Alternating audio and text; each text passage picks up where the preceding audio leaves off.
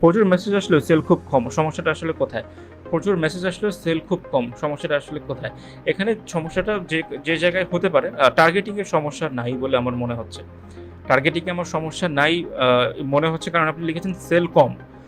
আপনি বলেন নাই যে সেল নাই। যদি বলতেন যে প্রচুর মেসেজ আর সেল নাই, সেক্ষেত্রে আমি বলতাম যে ভাই তাহলে হয়তো টার্গেটিং এ কাজ করার জায়গা আছে। যেহেতু আপনার মেসেজ প্রচুর, সেল একদম শূন্য না, বাট সেল আছে, তার মানে টার্গেটিংটা কিছুটা হলেও ঠিক আছে।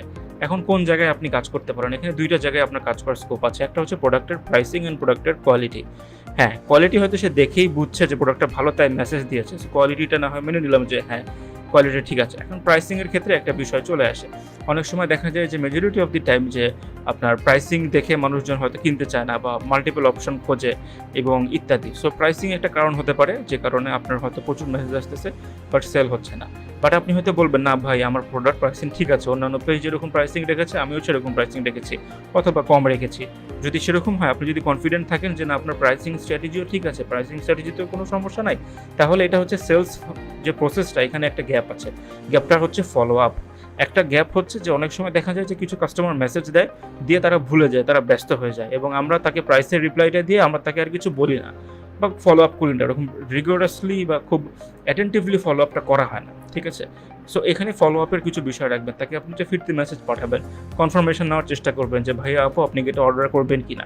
বিভিন্নভাবে ছলে বলে কৌশলে বিভিন্ন সেন্টিমেন্টাল জিনিসপত্র ব্যবহার করে আপনি ফলো আপ মেসেজগুলো দিবেন, যাতে এখানেও এটা একটা আর্ট। কাস্টমারের পকেট থেকে টাকা আপনার পকেটে আনা ইজ অ্যান আর্ট। সেই আর্টটা আপনি কীভাবে কত সুন্দরভাবে এক্সিকিউট করবেন ইটস আপ টু ইউ। হ্যাঁ? সো এখানেও আপনি সুন্দর করে তাকে ফলো আপ দেয়া, একটা সেন্স অফ আর্জেন্সি রাখা ফলো আপের মধ্যে, যাতে কাস্টমার জাস্ট একটা র্যান্ডম কোনো ফলো আপ না হয়, হ্যাঁ?